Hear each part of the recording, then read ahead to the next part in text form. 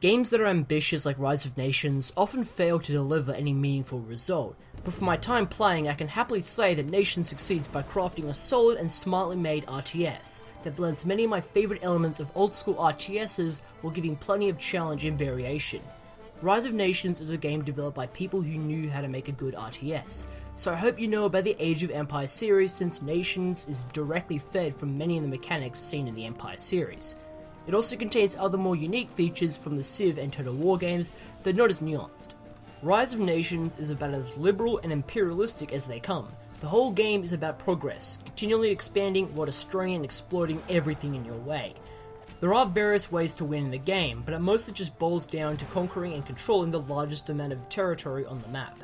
But Rome wasn't built in a day, which leads to Rise of Nations' biggest draw. It crosses through all of human history. All of it. Initially, you start in ancient world where you're living in mud huts with pitiful infrastructure and a pathetic military force, but you also have access to researching different technologies right from the get-go. There are 4 tiers of technology to research which improve specific factors of the game. Military increases the population cap and the units available to make. Commerce allows you to establish trade routes, bringing in wealth and increasing the overall production of resources. Science creates special units and abilities like transportation ships. Civics may be the most important since it allows you to create more cities, which more or less improves everything in the long run. More on that in a bit. As you gain more research, you'll eventually be able to step into the next era of human history. This often means all new units, buildings, resources, and other additions to the game. But the great thing is that when one moves into the next era, everyone else has to catch up. So someone who's now well entrenched into the gunpowder age is going to wreak havoc on the poor bastard that's still fighting with swords and bows. It's a constant race for the first to build tanks, to construct the most cities, to control the map and its resources. It's fast, constant, and relentless. After all, time waits for no one. This constant pace is what makes the game so rewarding and addictive. You want to see what's next, and as soon as you grow tired of fighting with knights on horseback, you're leading squads of infantry into explosive battles. Everything you do requires resources, as you would expect, and not much is different from Age of Empires, besides some streamlining. You assign people to a resource like building farms to collect food or mines to make ore. The resource is infinite, but you're only allowed one lot of people collecting from that placement of resources. Basically, one mountain can only have one mine. Now, unlike Empires and other strategy games, you can't have a small localized position, since the only way to gain anything in the game quickly is by building cities. The cities you control increase your overall territory under your influence. This allows you to construct buildings to gather more resources, build units, and so forth, while stopping others from building theirs in that placement of the map. Now take into consideration that you can't build countless structures in one territory, and certain resources like gold can only be increased by building more cities and opening more trade lanes. And since the only true way to win is by controlling the majority of the map and destroying your opponents via massive armies that can only be effectively supplied and built in large territories, kind of undermines the research tiers besides Civic. Hell, commerce is basically useless without a large territory to pull from.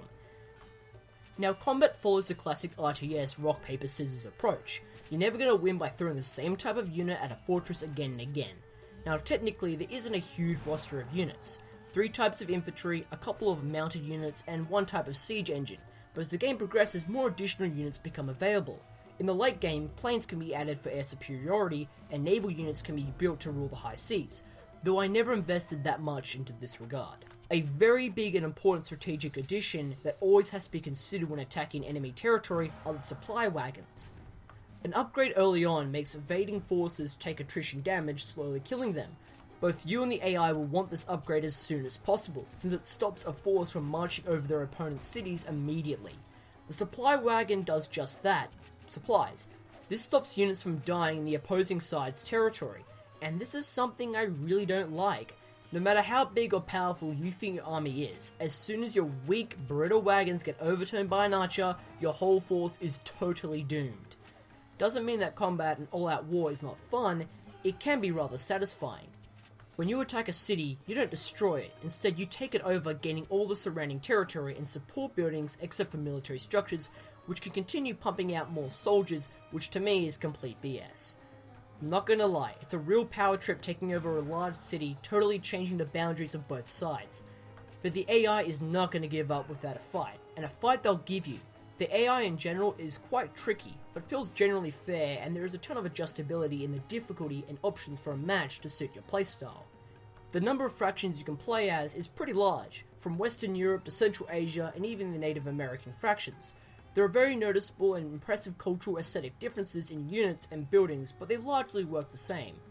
But each nation has its own special power. The English get the best naval abilities, the Spanish exploration skills, the Greeks have access to researching faster than any other, and so forth. It's quite varied and has to be taken into account with both you and your opposition, especially in the higher difficulties if you want to win. Besides skirmishes against the AI, you have the single player Conquer the World mode, which besides being a bit of fun, isn't as rewarding as it should be. You play as any nation in the simple goal of conquering the world. Sounds hard, but it really isn't. First off, countries love expanding, especially Germany, Turkey, Korea, and Spain. Before long, some nations will be ruling entire continents, while still being in the medieval world. This might make them look challenging to destroy, but all you have to do is take their capital, and as soon as you take that, you gain all their territories and resources. An example was where I was playing as the British and I took the Spanish capital, and immediately won all of Africa and South America. A turn later, I was ruling the entirety of the Americas, while still being in the gunpowder age. It actually all ends up snowballing to where only a few super nations exist, something straight out of George Orwell's 1984. Taking a territory is a simple process of moving an army around and attacking the chosen land. To win the match, all you need to do is take and hold the capital settlement on the map, and it turns out to be insultingly easy. Since when you attack with an army, you start with a small force of troops, which I'll tell you is perfectly capable in marching right up to the enemy capital and taking it within a few minutes.